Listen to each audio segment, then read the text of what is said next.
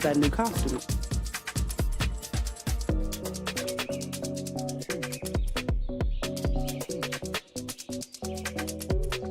My name's Nathan Anderson. I'm from UCanvas. Sorry for some of the tech issues we're having. We're just getting started on this, but thanks for all coming for this exciting event in this amazing place. Thanks to Amy, wherever you are, for hosting us. Thanks to Michael as well for all the tech support to get us up and running. So yeah, let me get started. I think the first order is just to introduce Kent Bai, who's going to be our moderator, and then the rest of the speakers. So come on down, Kent. Hello, everyone. Welcome. I'm really excited to have this conversation today around when Brooklyn was queer. And so I'm going to go ahead and invite the rest of the audience members, or the rest of the participants down from the project to actually come on down on stage. And so, yeah, and I do the Voices of VR podcast and cover a lot of what's happening in the space of immersive storytelling. And so very excited to hear a little bit more around what they've been working on here. So Hugh, why don't you come down next to me and scoot up? There you go. Okay. And then just move over just a little bit more. All right. There you go. Perfect. Elliot, if you scoot over a little closer to Yasmin. Yeah. I think okay. So, yeah, so I'm going to have each of you just kind of introduce yourselves and what you did on this project when Brooklyn was queer. So we'll start with you, Hugh. Hi, thanks, Kent. And thanks, everybody, for joining us. This is really exciting. I am the author of the book, When Brooklyn Was Queer, and in this project, I am mostly a loving reference. I'm so excited to be here, and I know absolutely nothing, and I am honored to be joined by all the folks on this stage. So thank you. All right. Well, I love that. I would actually call you a treasure trove. Yes. And the I like source that. of all our inspiration. Yes. So I'm Yasmin Alayat, and I'm the director on When Brooklyn Was Queer. And in general, my work is in XR for the last 10 years, and really excited to be here. And thank you, Agog, for hosting us, and looking forward for this panel. Hello, I'm Elliot Mitchell, and my role in this project is technical director. I've also spent the past 10 years working pretty much exclusively in XR and games and experiences sort of like this. Yeah, and in my role as technical director, I do a lot of the technical aspects like programming and art and stuff like that. Hand it over. Hi, everybody. My name is Michaela Marino Lerman, and I am the creative movement director of the project, and I am all the tap dancers that you are about to see. I represent them in physical form. And Marion. And Marion, who is a tap dancer too. Hi, everybody. My name is Wadua Wali. I'm with New Canvas, and I am the producer, showrunner for this project. And we're really excited to be here, and can't thank Agog enough for letting us host our event in the space. I really love the fact that they are just leaning into community, and really this project is about community. I mean, it started off as just a fun thing that we're gonna do, but just all of a sudden things just got ratcheted up quite a bit. So we're really excited to be telling the story that Hugh has just based on Hugh's treasure trove of work that he's done. I mean, he's got archives for days, and so we'll be able to tell stories for days. But we're starting with this project, and so we're really excited to give you a first look of what we've been up to. Awesome. And so I noticed, Hugh, that this was based upon a book that you wrote when Brooklyn was queer. So maybe you could just give a bit more context for the book that you wrote, and kind of the stories that you were trying to tell of going back to like 1896 into the late 1800s, and what kind of stories you wanted to really highlight into queer history. Yeah, absolutely. I studied queer history when I was in college in the 90s. I was a women's studies major, actually. And one of the things I noticed even back then was that so many of the books, if they covered more than one kind of queer person. You know, like if they weren't just about gay men or they weren't just about lesbians, the coverage was really spotty. It was also really white all the time. It was mostly upper class folks. I mean, there are a lot of reasons for this. Those are the easiest histories to access, the easiest archives to reach, the easiest histories to tell. But when I started writing When Brooklyn Was Queer, well, when I first started doing it, I was actually doing a live exhibition. I was curating these museums around the country called the Pop-Up Museum of Queer History. And I was so excited to do Brooklyn because my family's from New York. My parents are from the Bronx. I grew up in the suburbs, but I live in Brooklyn now.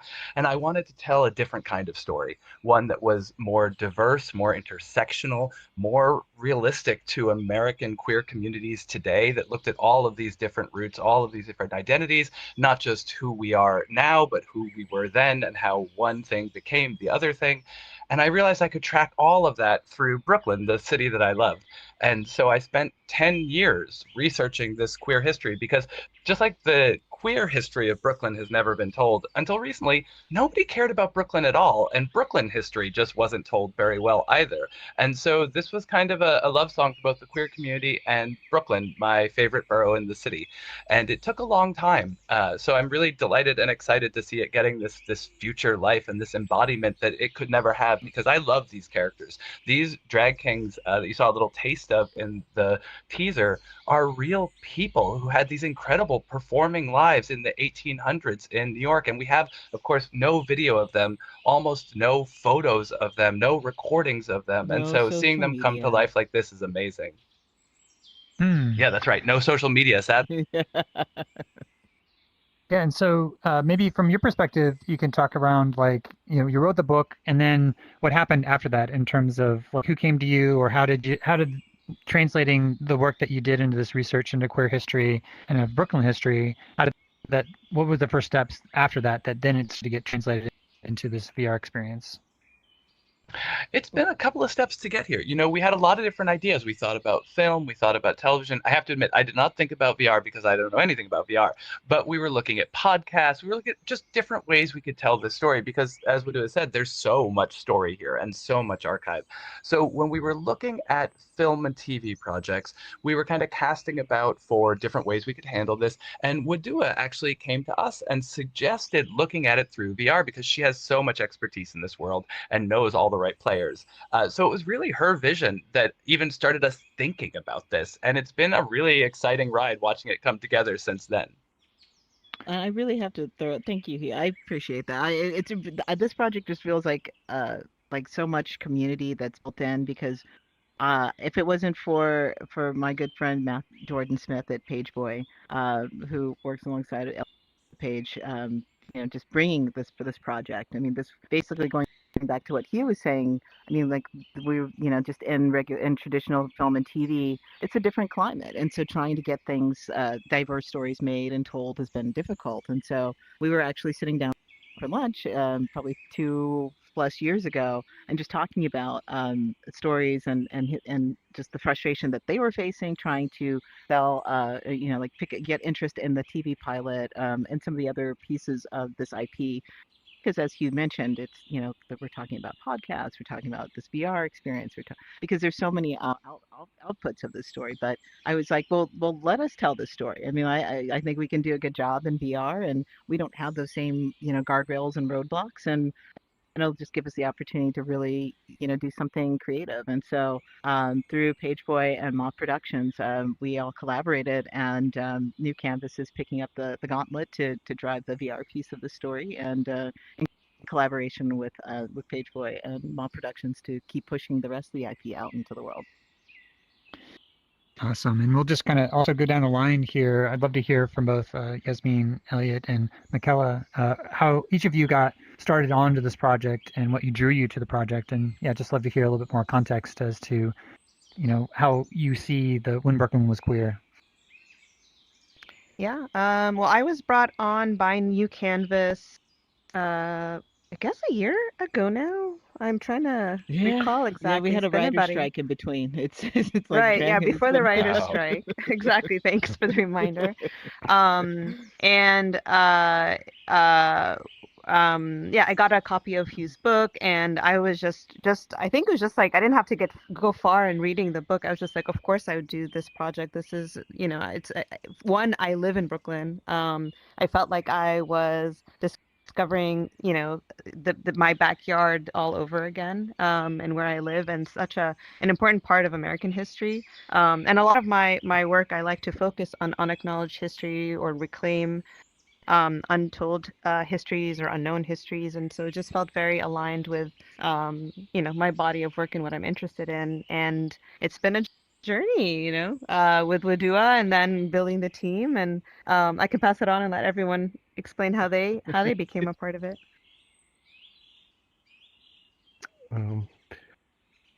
Yeah, I was approached maybe last summer, I think by Yasmin.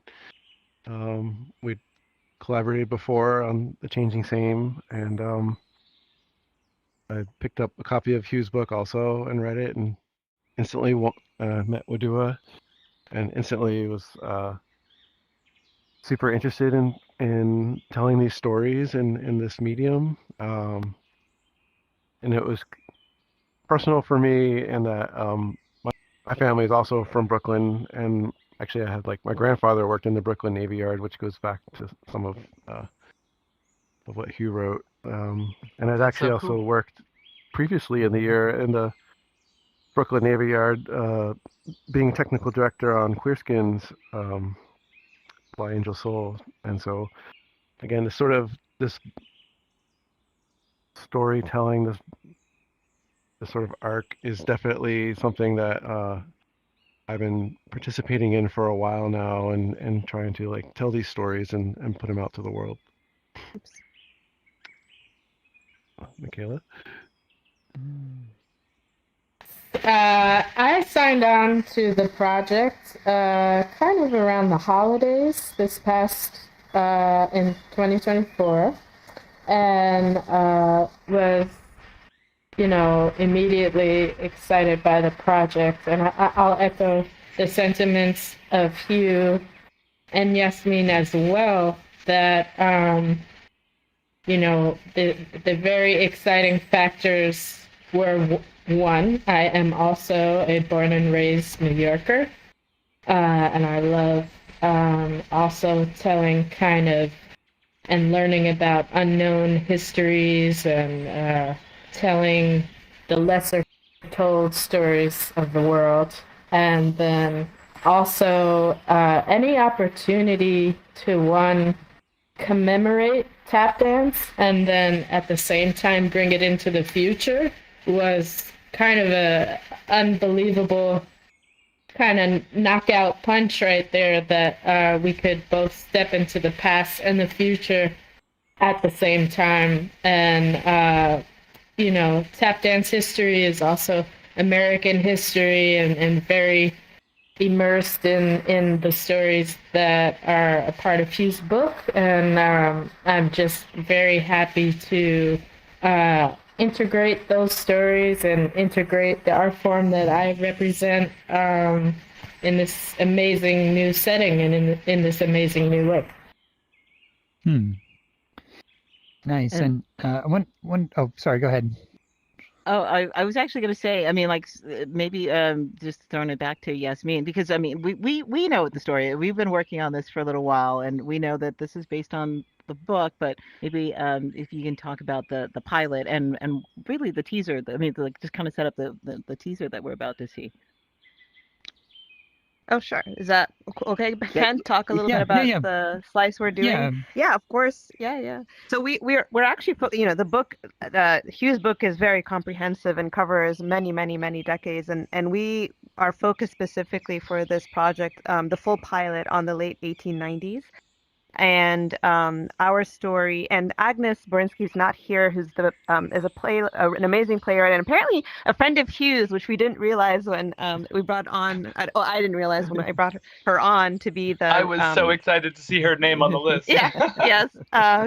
She's writing our script for the pilot, and Basically, the VR experience is interweaving three specific stories together, and we're focusing on two drag kings of the time, Florence Hines and Ella Wesner, and then Loop de Loop, who was this fearless, fully actualized trans woman in Brooklyn at the time, and basing our characters on these three characters and interweaving them through. And the way we're telling this story is inspired very much by how the theater at that time was an act of resistance, an act of creating a future, and the possibilities that they wanted to create. This is at a time what they were doing is revolutionary, and so we were so inspired by that the theater and the show is our kind of another character, and we're telling the story as a show within a show. So we're telling their stories. We're going to tell the larger story through these kind of 3-act vaudeville performance, through variety acts and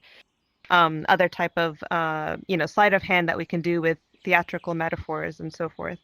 And so that's the main creative conceit. And just specifically to speak to the prototype, we are in development, and so we're still very early in our creative process. And for the prototype, we wanted a little vertical slice as we further fundraise and further develop this to really showcase the heart and soul of what we're trying to do with the creative approach here. So we wanted to show our theatrical world, the musicality, the performances, introduce you to one of our main characters. So Marion, who you'll see in the teaser, she's based on Florence Hines.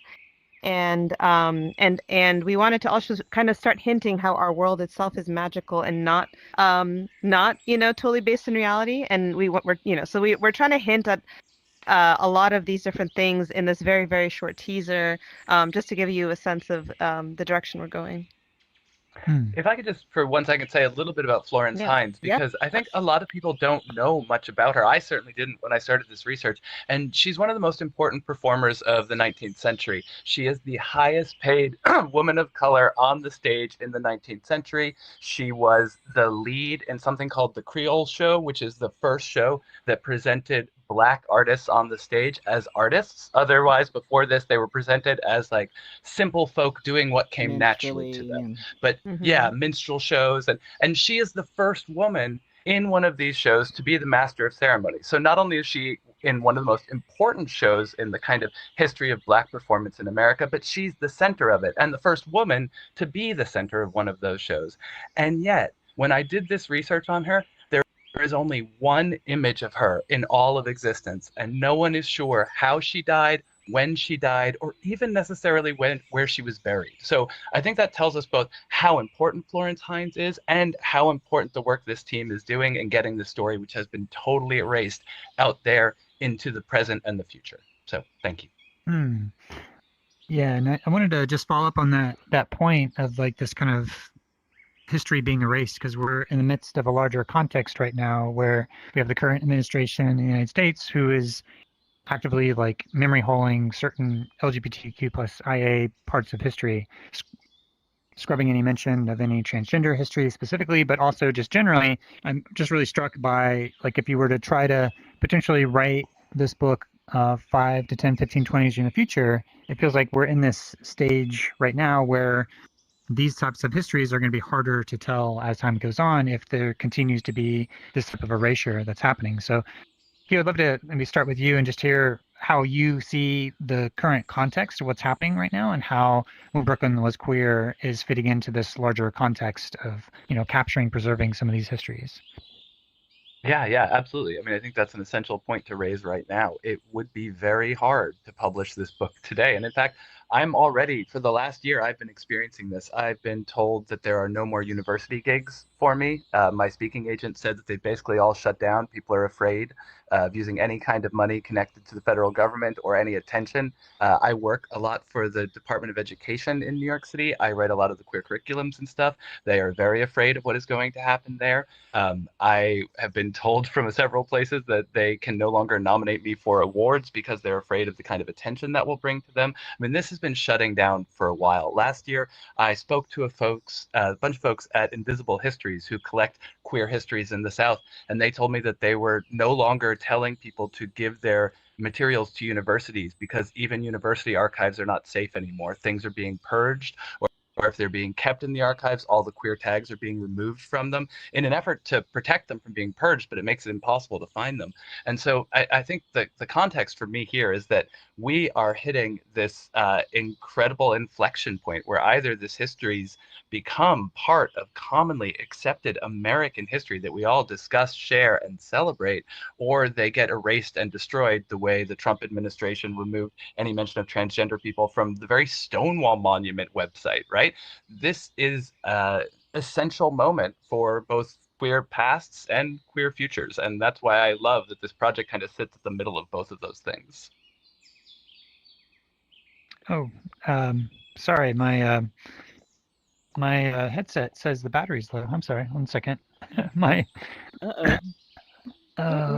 Technical. I may disappear. Sorry about that. Oh, no. My headset says it's plugged in. Let me just try Well, to plug it in again. Why don't we Yeah, roll maybe. Yeah. Before I just want to see if there's any other follow up for. I got the click that You it's starting speak now. very eloquently about the urgency of the moment. I think if I can hand the baton off to you. Yeah, this team is incredible. I mean, we were working through the holidays and through fires and through all kinds, any manner of all the things that have happened in this 2025. Get this prototype ready for a grant that we were applying for on the 7th, and it was like we've had tunnel vision this whole time. I've tried to have tunnel vision because it's just too scary out there. And when I looked up from when we shipped that off, and instead of being able to celebrate it, I saw the headline about the Kennedy Center and the whole team being gutted, and it was all it just like struck me as like, wow. And that part of the impetus was that that there were drag shows that were being performed and that was going to stop. And I'm like, how do that's interesting, because we're creating this whole body of work about drag and trying to push this forward, and we're actively being erased right now. And so to me, all of a sudden, it wasn't just about it's not just about telling a story anymore. It seems like we're in this moment of we're trying to preserve this history that's actively being erased. And so I just keep saying, like, let's keep going, because in 2 years we could be banned. So we have to tell this story, and this moment is now. And it's now not just about, like I was saying at the beginning, not just telling a cool story based on this book that we love by Hugh. It's about it has become activism as well. And before we show the teaser, because I want to show the teaser and then we'll have more technical breakdown. Hugh, I want to just maybe have you set the context for the place and time of this late 1890s, like with the tap dancing, like what was happening there, just so that we have a bit of a sense of the types of inspirations point that you're leaping off of to tell the story of Brooklyn is queer, when Brooklyn was queer. Absolutely. This is the moment in the 1890s when Brooklyn and Manhattan become one city. We get a unified New York. Until this, Brooklyn was a separate city, and it has its own world. It has its own theater. It has its own artists. It has its own performers. And of course, people go across the water from one to the each. But Brooklyn was known as the second city of the empire in this moment, right? It's huge, partially because the Erie Canal had come in a few decades before and rerouted all trade in America through Brooklyn. So Brooklyn really is one of the most exciting, adventurous places. And when it comes to theater, Manhattan has the kind of like upper class theater, the folks coming from England who are presenting like Shakespeare and full-length dramas. It also has vaudeville. Everywhere has vaudeville. But Brooklyn is the center for vaudeville, because Brooklyn has Coney Island. Brooklyn has downtown Brooklyn, where there's all of these theaters right along the waterfront. So this is kind of one of the most exciting happening worlds in the country. People are coming and going every single day. And what makes it in Brooklyn spreads throughout the world. They take train cars, sometimes as many as 7 train cars full of scenery and props to take a single show, like the kind of one you'll see today, around the country. So this really is where national culture gets its start, on the waterfront in Brooklyn in the 1890s. My job. Perfect. Awesome. Let's go ahead and roll the clip again, and then we'll come back and talk more about the kind of technical aspects of it. But then again, so am I.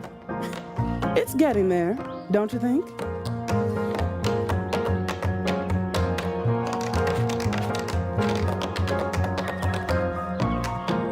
My girls are all professionals. Still isn't actually a real theater. Did I say that? It's a theater of the mind. Your mind. We're booked. And for tonight, at least, we're taking over. In a couple of hours, there'll be crowds all up and down here. People selling all kinds of things. Tickets, food, fortune, themselves. A little bit of love and sugar. It's 1896, baby. Coney Island, New York. The future's here. But I guess I have to introduce myself, don't I? Do I have to do everything around here? The legendary Marion Hines, at your service. 1 and 2 and 3 and 4 and...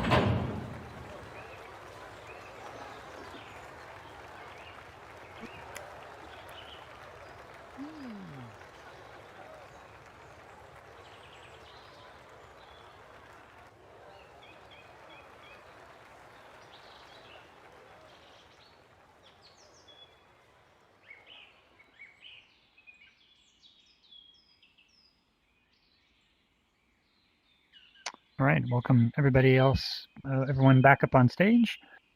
So Yasmin, I want to ask you first, as we just watched this, because I saw in some of the promo material that there was, obviously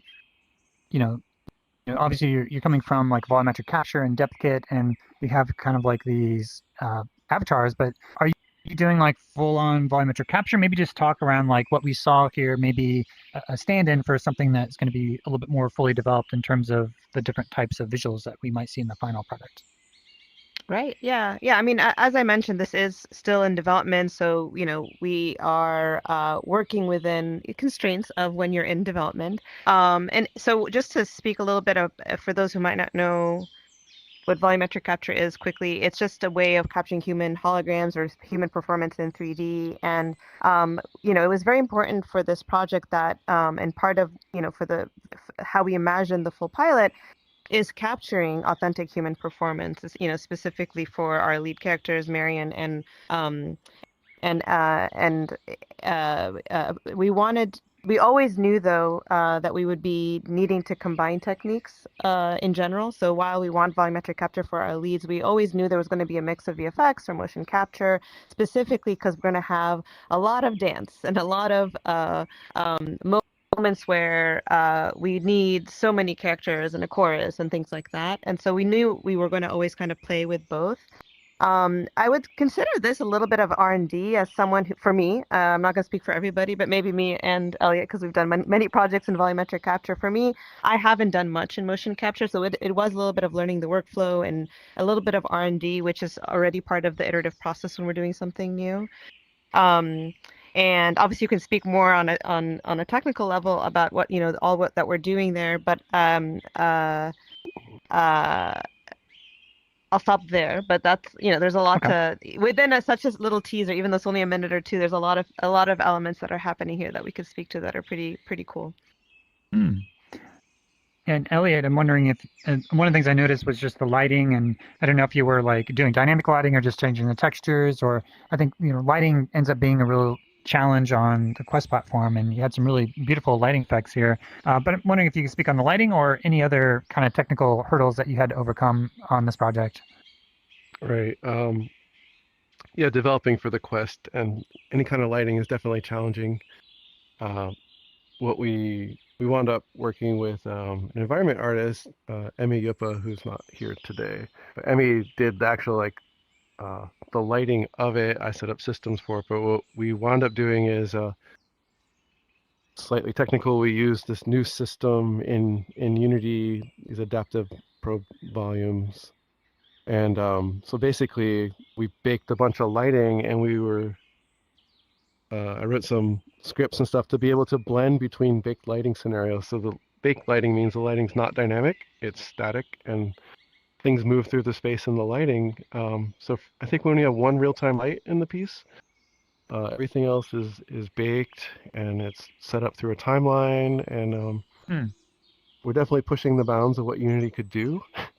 Yeah, it's pretty exciting. I think when Yasmin and Wadua were, and I were going over what's this thing gonna look like, or what is it gonna be, and also Agnes. I kept on throwing flags up in my mind when we're gonna have like all these lights and dancers, and it's gonna switch between all these scenarios and everything. But yeah, we figured it out, and I don't believe I've seen anything done like this specifically on a Quest before, so it's kind of exciting in that way. I just wanted to clarify Yeah. one other thing that Yassine brought up. We did motion capture, we did not actually put volumetric capture in this prototype. That's something we want to do. It was just out of scope for the amount of time that we had. Yeah, this was our throwaway R&D, or our quote unquote throwaway. We just really wanted to push things and try and figure some things out. And one of the things that we were also and we were figuring out the technical pieces and what we could get away with, especially given some of the limitations of certain platforms, but also in terms of like how do we bring performance and bring this to life. And I mean, I'm grateful to everybody on this team that's just brought it, but I'm always grateful for people who bring new things into my knowledge. And so when we originally approached Michaela about doing some doing the choreography for the dancers, and I know in my mind, in my flat mind, flat earth mind, it was something very different. And not only did she kind of help push us in terms of like what that performance could be, but also in terms of making sure that the pieces, because again, we ultimately want the pilot to reflect real human and be as authentic as possible. So that's why we will, like we'll see people, we'll do volumetric. But with this, it's still, the performance just comes alive and just kind of complements all the other things, the technical pieces and all the visual things that we see. But anyway, that's my setup. Throw it to Michaela. Take the mic. Thank you. Yeah, Michaela, did you want to elaborate a little bit more about your experiences of, being embodied in all the equipment to be And wearing the transformed? Your mocap physical, suit, like a yeah. tap dancing in that thing. Yes. I want to give a quick shout out to La Genet, who has brought me into this project, or recommended me, who I had a motion capture experience with about a year prior, and that was my second time doing motion capture. Another time was for a science experiment for a lab. They were studying impact on the body. But tap dancing in motion capture is a lot like this brand new experience for me today. It just opens up a whole new world of possibilities and ways to imagine movement and ways to express movement in unconventional spaces. So it's very exciting. But however, as you saw, we thought we'd be able to duplicate it, but I wound up playing each dancer that you saw. So I wound up doing that routine about 9-10 times to make sure that each body was represented as an individual, so that you would get a very authentic feel of a little bit of nuance and a little bit of difference that would be natural for an ensemble of dancers. And Lajane, our artist, she made sure that we had different body types, and then Emmy and Elliot were doing different skin tones. So like we were, like I said, our goal is authenticity. So even in this like prototype, we wanted to cheat that a little bit. Yeah, Can I speak a little bit? I just wanted to add, because we haven't talked about the composition at all, and part of the team with the sound and music, which you can't appreciate in watching it as a 2D. You have to really be in the headset to really appreciate the immersiveness of it. I just wanted to mention, so our composer Chanel Krishlo, who and our sound artist Matt McCorkle created this composition, and then Matt spatialized it and layered it with additional sounds to really create this kind of surrealist theater space.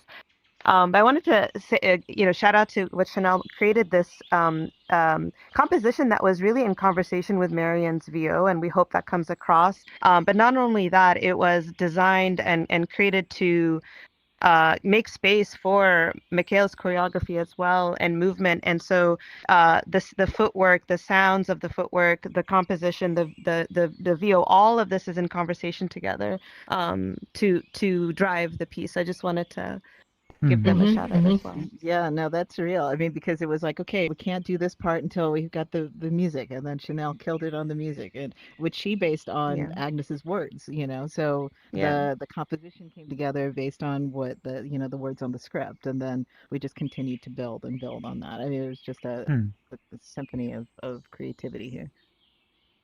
Yeah, and Hugh, I wanted to bring you back in to speak around like the location of Brooklyn, because in the teaser we just saw, there's this line that says we're in the theater of the mind, which ends up being a little bit more abstracted visual representation. And I'd love to hear you maybe elaborate on some of the other like physical tangible places that may be tethered to, or if there's going to be other locations that we're going to be taken to over the course of When Brooklyn Was Queer.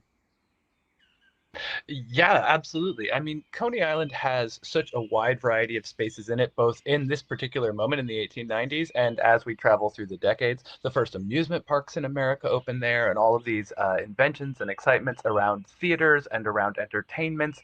It's kind of where men and women coming out of the Victorian age first start to really get to socialize with one another and go on dates. So it's this really exciting place with all of these different, from like really dirty bars that are disgusting and disreputable and dangerous and violent, all the way up to the highest and most fancy theaters you can imagine. But we go way beyond that in When Brooklyn Was Queer, and we're touching all of the waterfront, because that's where the earliest queer history in Brooklyn is. And Brooklyn has over 20 miles of working waterfront. So it's everything from Brooklyn Heights, where you have these absolutely gorgeous mansions that are built for these really famous folks in the 1800s, some of whom we'll see in When Brooklyn Was Queer in the 1800s, and then their houses in the 1900s become the homes of some of the most incredible and important artists of the 20th century. We'll see Carson McCullers and Gypsy Rose Lee and W.H. Auden and all of these folks who made 20th century culture. We'll see them up in Brooklyn Heights, and then we'll hop on the water and we'll see Walt Whitman talking about his poetry with the laboring men on the docks, because it is an important waterfront with ships coming from around the country. We'll see the first tattoo parlors and Chinese food restaurants, which of course opened up in these disreputable waterfront areas because there were Chinese sailors and cooks coming through. So they're working in Coney Island and they're working down in downtown Brooklyn. We'll see Sand Street, which is supposedly known as Sailor's Heaven before it gets destroyed in the 1950s to make way for a bunch of housing.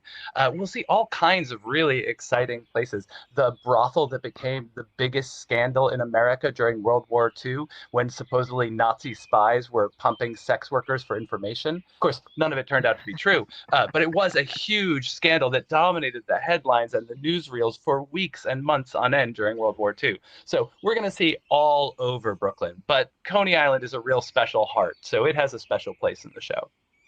And I do want to say that that Hughes book, it starts in the late 1850s and it goes through 1969. I deliberately wanted to lean into this moment, and it skips a little bit ahead of 1850s because the Brooklyn is already on the map. It's starting to have some sheen.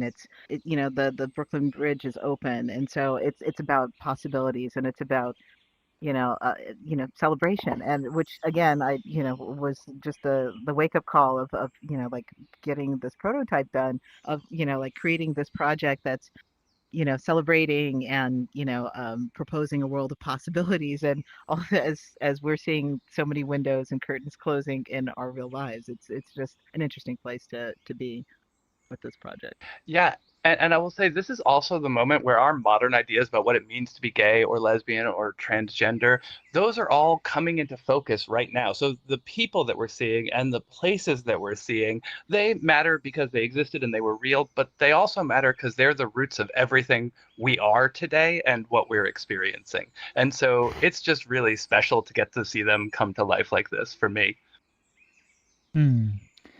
Very cool. I want to ask a couple of follow-on logistical questions around the production and where it's at, and we'll be opening it up to the audience to ask some questions. But Yasmin or anybody else, I'd love to hear like where's the project at? Is it still? It sounds like it's still in production. Is it searching for funding? Is it in the post-production phase, pre-production, production? Yeah, just love to hear like where it's at and when we are hoping or expecting to see like a timeline for when folks can see the full experience, and also what you might need in terms of things that you are still looking for to kind of bring it to a close.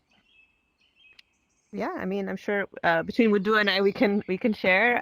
We are in development phase, so we're still developing the full pilot, which is the 20-minute experience. So the art direction, script, things like that, and obviously actively fundraising, and hopefully this teaser is would help propel that. Wadu and I were at Venice at the Production Bridge in August and had a lot of great interest and conversations with potential partners. So I'll hand it off to you, Wadu, to share whatever you'd like to share. I mean, Yeah. I think that's the gist of it. I mean, like, so this is the Yeah. time of building and making, like leaning into community, finding, it's closing out the funding to finish the project so we can go into full production. Also, like our goal is for this to be seen by as many people as possible. So, looking at ways that we can, ensure that it's not just about who has a headset and who doesn't, or a particular type of headset. So now is the time we're having all those conversations. So if you're out there and want to have those conversations, reach out to us. Very cool. And is there? I'll give any sort of final thoughts before we open it up to the audience. If you want to share anything else around the project, yeah, Wadua, go ahead. You're just taking a page from Yasmin, because I realize that we've been kind of slowly rolling things out around this prototype, but definitely want to give a shout out to Matt McCorkle, who did an incredible job with our sound, with Lajne McMillan, who is our mocap artist, with Amy Yupa, who is the air, who is everywhere doing everything with 3D design, to all these folks on stage here with us. And who else am I missing? Oh, Agnes, of course. Chanel and Agnes. Chanel out there. And so, yeah, I just, want to give so much thanks to all of them for their creativity, their passion, and just really putting it in. I mean, their DNA is completely in this prototype, and it's a beautiful thing. Awesome. And any other, Elliot or Michaela, Hugh? Yeah. Before we open it up? Go ahead. Oh, go ahead. No, go ahead. Go ahead, Elliot. Just want to say, like, Wadua mentioned that that sort of exploring avenues for this project to be seen, accessibility and all such. So one thing that I made sure in developing this is that we can actually publish to many different platforms, or we have options. We're not like locked into anything at the moment. So to ensure that this can be experienced by as wide a group of people as possible, which also keeps it sort of from disappearing. If one platform is just like, we don't like these people anymore, and there's options for it to persist on, which I'm excited about.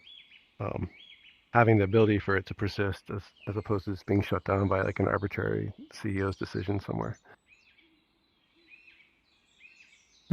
Nice. Okay. Well, Michaela, did you seem like you jumped in for a second? I don't know if you wanted to say anything. Oh, I'm pretty much okay, and I really just echo what Elliot just said. And just here as an advocate for the dance as well, but I want to see the history persist as it's been mentioned. Florence Hines was the highest paid performer at the time. These stories need to be known, they need to be told, and they need to empower especially young people of today to maintain in the face of the storm that's on the way. to persevere, and be inspired by these historical figures that are the, path makers of the lives we live today. Well said. Nice. Well, we'll go ahead and open it up for questions. So, you have any questions from the audience? Yeah, Maria. Hi.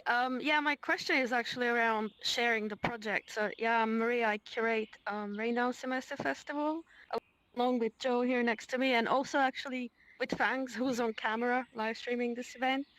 And there is actually a really, really huge LGBTQIA+ community here in VR Chat. Just last year alone, 30% of our selection were actually LGBTQIA+ artists from within VR Chat, because we run our festival for a full month, the month of June each year in VR Chat, and then we also have a physical festival in London for a couple of days. So yeah, I'm just wondering whether you might be potentially considering like an extension of the narrative, maybe bringing it here to social VR, maybe even like some live tap dancing performance, because there's also a really big dance community here in VR Chat. So yeah, curious about whether one of the platforms you are considering, other than maybe Meta or Steam, could also be VR Chat and connecting with the LGBTQI+ and the transgender community here, dance community. There's a lot of exciting people here who I think would love to hear your story. Thank you for that. I mean, yeah, it's I had another conversation with actually Liz from Venice a couple weeks ago, and I mean, VR Chat has been on my radar for a couple of years from the pandemic, but it's always been a kind of a thing that's been foreign to me. But I'm leaning into it more, and that's kind of why we wanted to start off with having this conversation here, because we know that there is community here, and so absolutely, and we love to talk to you. Thank you. Sure. That'd be great. Yeah, we have there's a long. Actually, it's Teresa Long, but that's very funny. Oh, there's that, sorry. And it is there's a long. It's long but longer.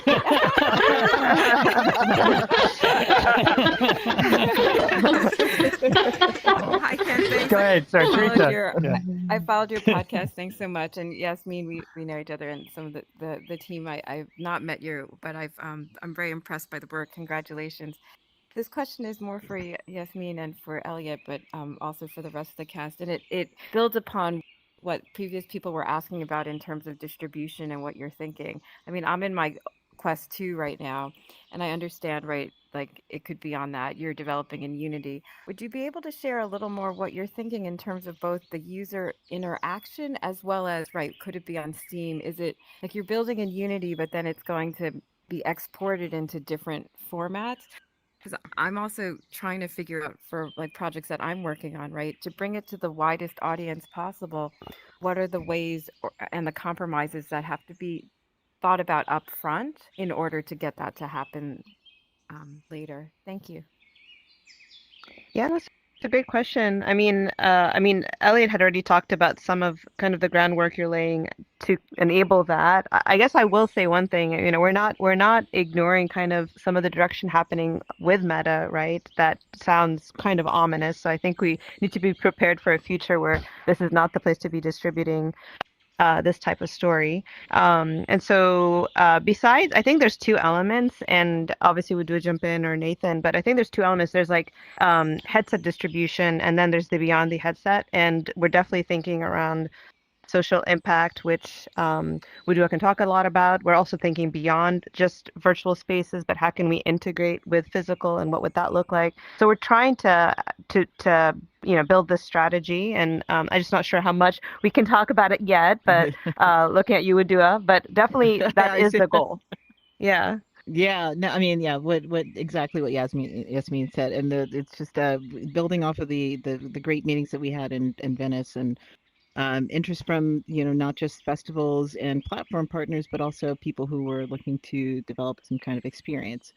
And so we are rethinking the strategy. I mean, like rebuilding the strategy, I should say, just to accommodate for the current terms or current tides that are turning. But yes, I mean, like just know that, like I said, we are looking to make this as accessible as possible, and it also does lean into our tenants for Unity for Humanity grant that we just applied for. Yeah, doing more community talks and engaging the community and really making sure that, like I said, it's not just about showing it something that's a good time, but it's about awareness and building community, making a difference. Yeah, on the technical side of things, we are building in Unity, and so we do have access to PCVR like Steam or different headsets, various XR platforms.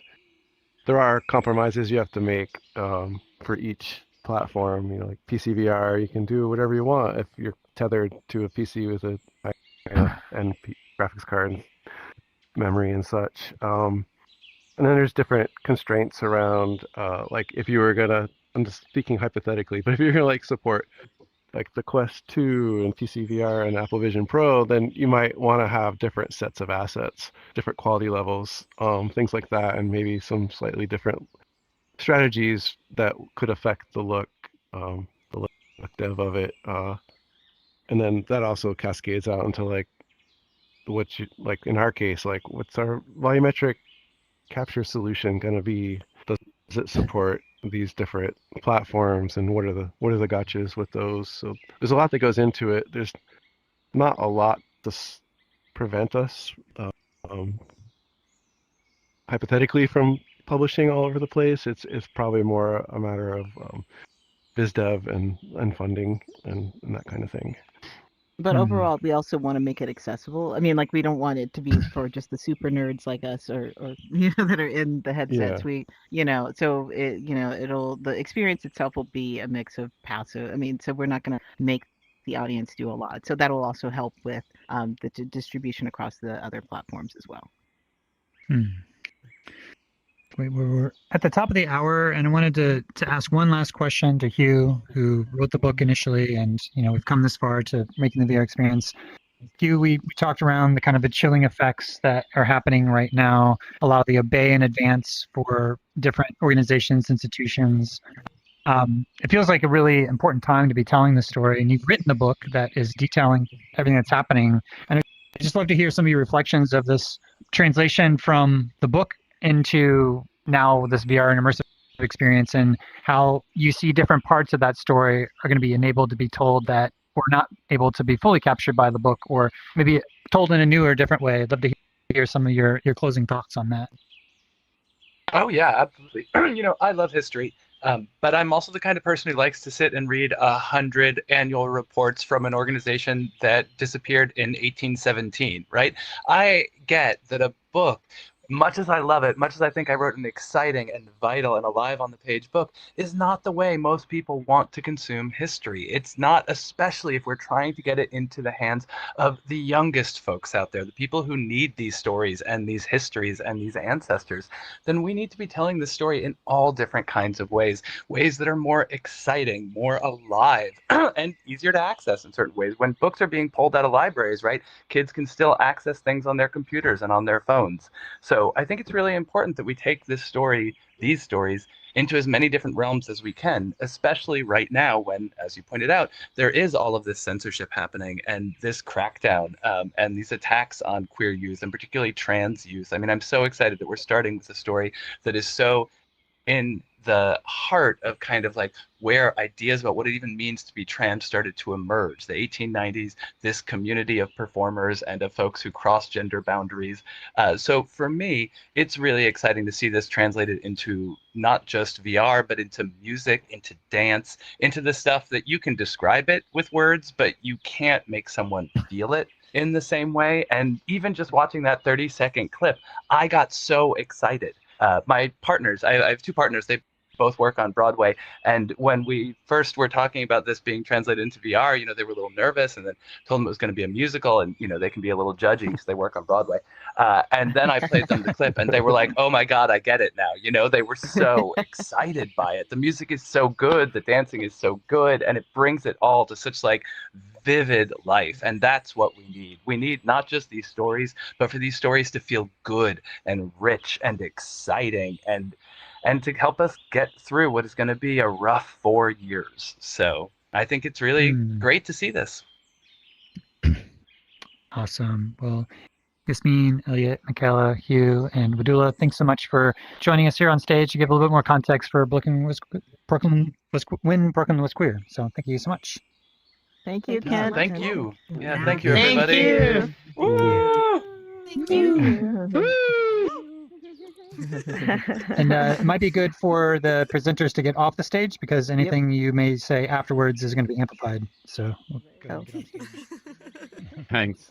I'll just jump on and say thanks to everyone for turning up here in VR chat, and also thanks to all of the folks who are watching on the live stream as well. We'll record the video and actually ship that later as well if anyone wants to catch up. But yeah, thanks again. If you do want to know more about the project, probably email is the best. So wbwq@newcanvas.co. Or reach out to Wadua or myself. But yeah, thanks again, everyone. Thanks very much, Kent. Thank you, Ken. Thank you, guys. soon. Thank you, Ken. Thanks. Thank you. Thank you, friends. Bye. Hi.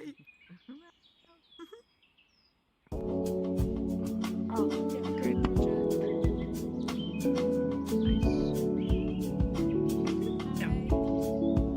Well done, everyone. Well done, Ken. Nathan, wait! I tried to jump from here. I'm Agnese from XR Master. Hi, Nancy, how are you? I knew I recognized